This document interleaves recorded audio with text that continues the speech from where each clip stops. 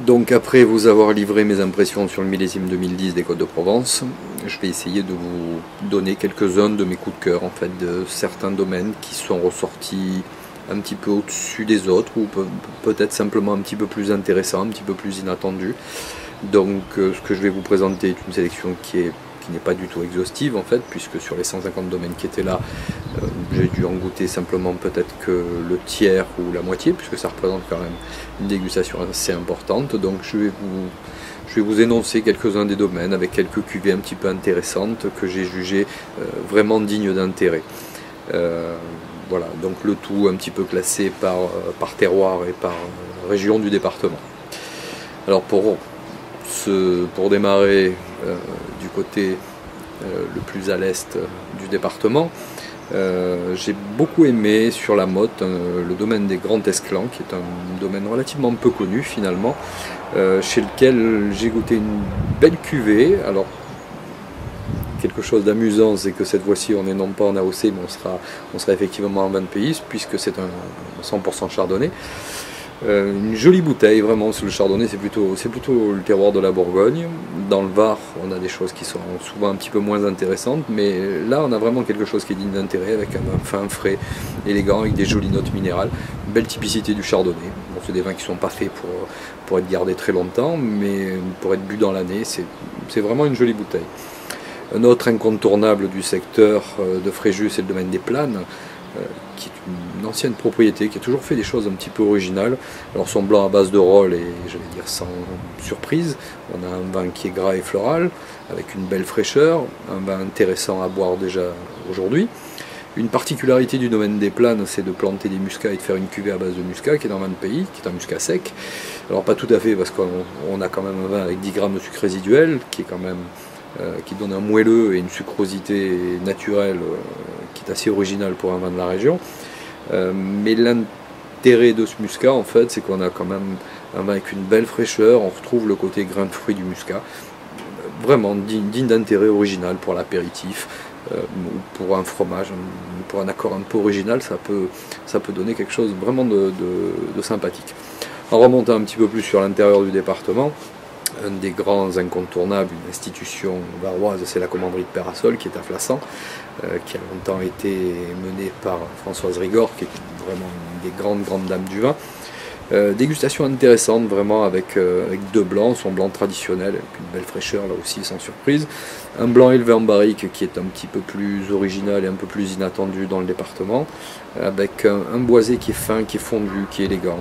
On n'est pas sur un vin qui est trop marqué par le bois, à suivre aussi, mais par contre, là, on est plus sur une cuvée à attendre 2-3 ans minimum avant de la déguster. Une nouvelle cuvée aussi de Peyrassol, c'est sa cuvée du Clos, qui correspond vraiment aux plus belles vignes, aux plus belles parcelles du domaine, avec des vinifications tout petit peu, peut-être un petit peu plus recherchées, un petit peu plus soignées. Donc un joli rosé du Clos, vraiment un rosé 2010, avec une couleur extrêmement pâle, extrêmement claire, vraiment un peu dans la tendance, un peu exagérée de ce qu'on attend des rosés. Mais un joli rosé, gras, souple, avec des notes de fruits blancs, vraiment intéressant. Et une dernière cuvée a retenu mon attention, on y retrouvera 3 cuvées en rouge, mais sa première cuvée qui est la cuvée de la commanderie de Peyrassol. En ce moment, on a la chance de goûter des 2007, donc on est sur des millésimes, un vin qui a un petit peu de bouteille déjà. C'est fin, c'est élégant, c'est typé, il y a une jolie note, il y a de jolies notes fumées, il y a de jolies notes vraiment de fraîcheur avec de fruits noirs. Vraiment un vin extrêmement intéressant. Un des voisins de Peyrassol, qu'on retrouve sur la commune de Tarado, c'est le château de Rasque, qui est un des beaux domaines aussi varois. Sa cuvée pièce noble 2007. J'ai vraiment beaucoup aimé, avec un nez fin et grillé, une bouche souple et délicate, du fruit, un vin extrêmement gourmand, avec beaucoup de facilité. Vraiment une jolie bouteille. Une autre cuvée, là aussi un peu plus confidentielle, c'est le Clos Madame, qui est à 80% Syrah, donc des vins naturellement plus épicés, plus riches, avec un petit peu plus de volume. Intéressant aussi, vraiment à la hauteur. Un château qui monte aussi depuis quelques années, depuis qu'il a été racheté, c'est le château Roubine, qui est à l'Orgue. Une cuvée originale aussi, sur le millésime 2008, qui a une grosse majorité de Carignan. un vin fin, élégant, avec des tanins fins. C'est vraiment un joli vin, autant le Carignan est un cépage quelquefois qui est un petit peu dur. Là, on avait vraiment une bouteille qui était extrêmement élégante. Sa cuvée intermédiaire, la cuvée Terre des Croix, il nous a proposé des 2006. Alors là, c'est un petit peu plus boisé, c'est un petit peu plus épicé. On a un vin qui est plus riche, le 2006, qui est un millésime un petit peu plus tendre. On nous propose des vins qui aujourd'hui sont parfaits à boire aujourd'hui. Ce n'est pas forcément quelque chose qu'il faut laisser dans sa cave. Une cuvée, là aussi, leur cuvée Prestige, la cuvée Inspire, avec une majorité de Syrah. Là, on est revenu sur un rouge 2008, un millésime traditionnellement un petit peu plus tendu, plus fin, plus épicé. Là aussi, on a une belle caractéristique de Syrah, une bouche avec beaucoup de volume, mais des tanins extrêmement fins. C'est un peu ce qui fait la caractéristique des Syrah, mais vraiment une jolie bouteille. Alors, un autre des voisins aussi de ces domaines-là, qui est toujours à Flassan, c'est le domaine Saint-Bayon. Saint-Bayon, c'est un des grands domaines, c'est un des leaders gustatifs des domaines varois, avec Hervé Goudard. On y retrouve 3 cuvées, dont les plus connues dans les rouges sont la cuvée Roudaille et la cuvée Oppidum. Roudaille un petit peu plus modéré, et Oppidum, c'est vrai que c'est des vins un petit peu plus puissants. Là, il nous proposait quelques millésimes comme 2005 et 2003 qui sont à la vente. 2005, on peut l'acheter, on peut le mettre de côté. C'est pas un vin qui se goûte extrêmement bien en ce moment. Il est plutôt dans une phase un peu fermée. 2003, en revanche, c'est extraordinaire. Autant le millésime était difficile, autant les vins sont absolument géniaux aujourd'hui. On a des vins qui sont complexes, qui sont fondus, qui sont en pleine maturité. C'est vraiment extraordinaire.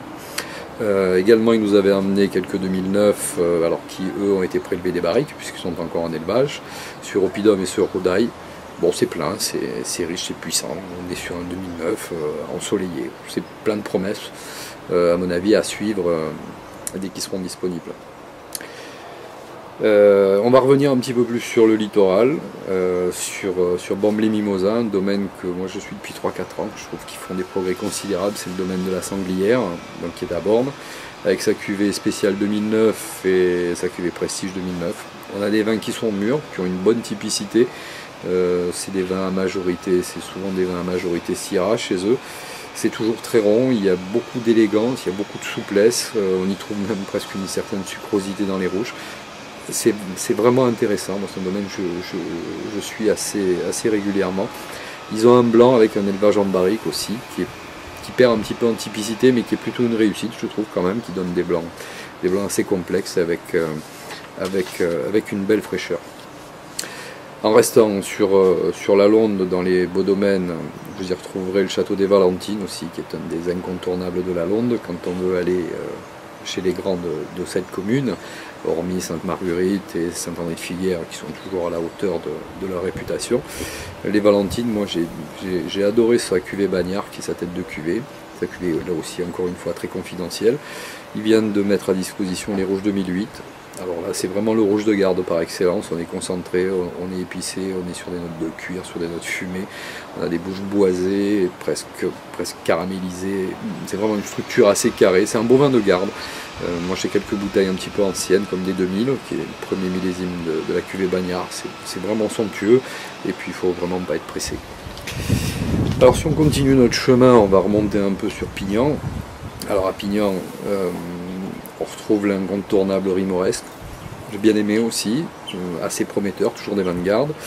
Mais j'aime beaucoup le Château Barbérane, et dans les blancs et dans les rouges. Je trouve que dans ces cuvées spéciales, c'est vraiment du très haut niveau. Sa cuvée Val-à-Sablou, qui est un élevage en barrique, là aussi, encore une fois, qui est plutôt modéré, où on garde beaucoup de fraîcheur, beaucoup de complexité.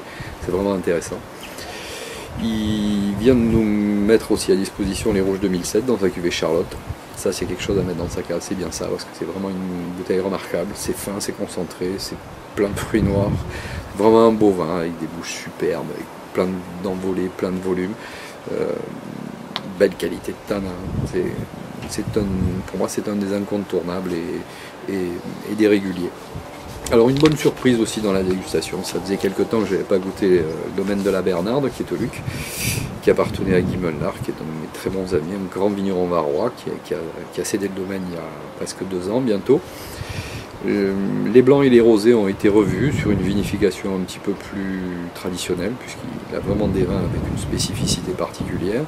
Donc les blancs et les rosés, on est un peu rentré dans la vente, c'est bien, c'est sans surprise. En revanche, les rouges n'ont pas bougé. On est vraiment sur des rouges exceptionnels avec un type vraiment particulier. Il y a une patte à la Bernarde qu'on retrouve nulle part ailleurs. On a goûté donc sa cuvée du domaine sur le millésime 2003. Magnifique encore une fois à goûter aujourd'hui. Et une des spécificités, une des raretés encore, c'est que le domaine commercialise des rouges 2001 sur sa cuvée du Clos, un petit peu plus haut de gamme. Mais par contre, quand on a ça dans le verre, c'est une tuerie. Vraiment, c'est magnifique. On est sur un vin avec beaucoup de richesse, beaucoup de charme, beaucoup de suavité. C'est vraiment une très jolie bouteille. Donc la Bernarde à suivre et à se rapprocher de nouveau. Alors on touche bientôt à la fin et j'ai gardé un peu le meilleur pour la fin. C'est le domaine Borély-Martin qui est au Maillon. C'est l'anti-star absolu, c'est deux frères qui s'occupent de ce domaine. C'est vraiment tout ce qu'il y a de plus pur en Provence, tout ce qu'il y a de plus typé, de plus représentatif, quelquefois de plus austère et de plus rustique, mais